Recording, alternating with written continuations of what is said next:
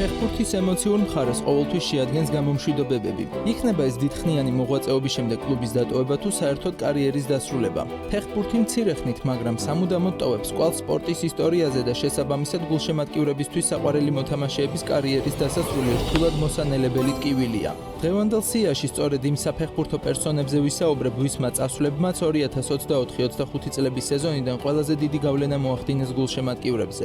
მეხუთე ადგილი კლაუდიო რანიერი. იტალიელმა მწვრთნელმა განაცხადა, რომ უფრო მეტი სამუშაო შეთავაზება კარიერის დასრულების შემდეგ მიუვიდა, ვიდრე მაშინ, როდესაც ლესტერთან ერთად პრემიერ ლიგა მოიგო. საქმე ისაა, რომ 2 წლის წინ რანიერი ძალიან სუსტ კალიარიში მივიდა, რომელიც სერია B-ში იმყოფებოდა, გუნდი უმაღლეს დივიზიონში დააწინაურა და შემდეგ ადგილიც კი შეუნარჩუნა. ამის შემდეგ კარიერა კვლავ დაასრულა, მაგრამ მშობლიური რომადან მიიღო წინადადება, რომელიც მე-12 ადგილზე იმყოფებოდა და შველა სწორედ კლაუდიოში ხედავდა. რომაში საშინელი მდგომარეობა იყო, დემოტივირებული ფეხბურთელები, მესამე ცვლილება მწვრთნელის არეულობა ხელმძღვანელობაში. მოკლედ პრობლემების მთელი კასკადი. რანიერის მისვლისთანავე მოთამაშეებმა საკუთარი ძალების ირწმუნეს, ზედიზე 19 თამაში ჩაატარეს წაუგებლად და საბოლოოდ მეხუთე ადგილით ევროზონაშიც კი მოიპოვეს ადგილი. იტალიელმა დამრიგებელმა სერიაში მწვრთნელად 35 წელი გაატარა და 500-ზე მეტჯერ გაუძღვა გუნდს მოედანზე. დამშვიდობებაც ადეკვატური გამოვიდა, როდესაც რომას ტიფოზებმა საოცარი შოუ დადგეს ლეგენდარული დამრიგებლისთვის. მიუხედავად იმისა, რომ კლუბში რანიერიმ ვერაფერი მოიგო, მას რომაელები უდიდეს პატივს სცემენ, რადგან ყოველთვის გასაჭირიდან მხსნელად რანიერი ევლინებოდათ, მაშინაც კი თუ კარიერის განახლება იქნებოდა საჭირო.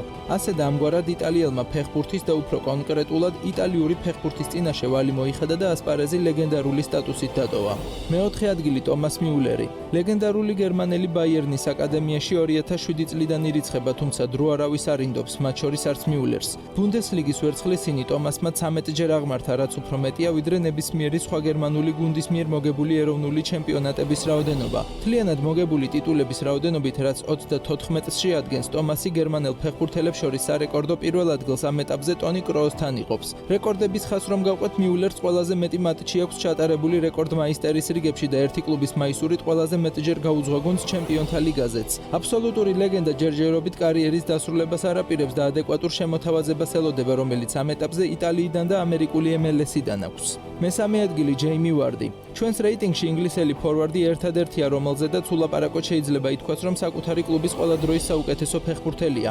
340,000-იანი დასახლების ქალაქ ლესტერში ჯეიმი იყო უკანასკნელი იმ ლეგენდარული 2016 წლის შემადგენლობიდან, რომელმაც სენსაციურად მოიგო პრემიერ ლიგა. ის არ წავიდა მაშინ, როცა საფეხბურთო გრანდების თხოვდნენ ტრანსფერს და არც მაშინ, როცა ლესტერს მძიმე დროება ედგა და გუნდს ბოლომდე უერთგულა. ის პირველ ადგილზეა ლესტერში ჩატარებული მატჩების, გოლებისა და ასისტების რაოდენობით და თან ახლავს გარკვეული მისტიკაც, რადგან მისი სადებიუტო და გამოსამშვიდობებელი თამაშები ერთი და იგივე დღეს შედგა. 13 წლიანი სხვაობით 2012 წლის 18 მაისსა და 2025 წლის 18 მაისს. ლეგენდარული ინგლისელის გაცილების ცერემონიალმა დიდი ემოციების ფონზე ჩაიარა და რაც მთავარია, სათანადოდ დაფასდა. მეორე ადგილი კევინ დე ბრუინი. ეცის შემთხვევაა, როცა ფეხბურთელი შოკირებული დარჩა ხელმძღვანელობის გადაწყვეტილებით, რომ მისთვის კონტრაქტი არ გაეხანგრძლივებინათ.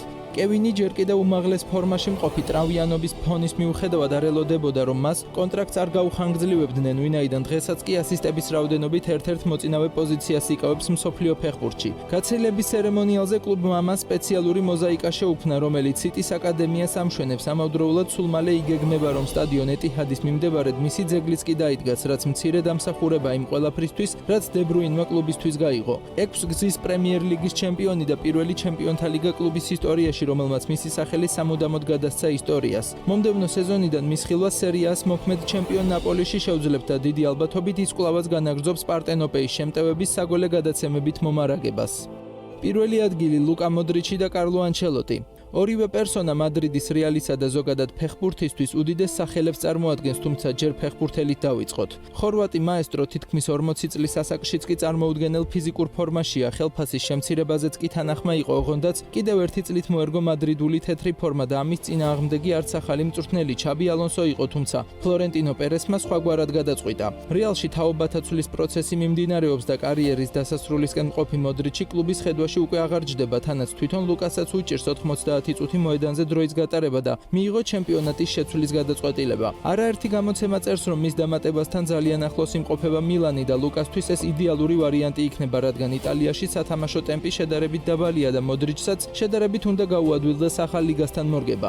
ლუკასთან ერთად რეალი კლუბის ისტორიაში ყველაზე წარმატებულმა მწვრთნელმა კარლო ანჩელოტიმაც დატოვა. იტალიელმა სპეციალისტმა ორ ვადაში შეძლო 15 ტიტულის მოგება, მათ შორის სამჯერ ჩემპიონთა ლიგის და ახლა ნაკლებ ინტენსიურ სანაკრებო ფეხბურთზე გადაერთვება.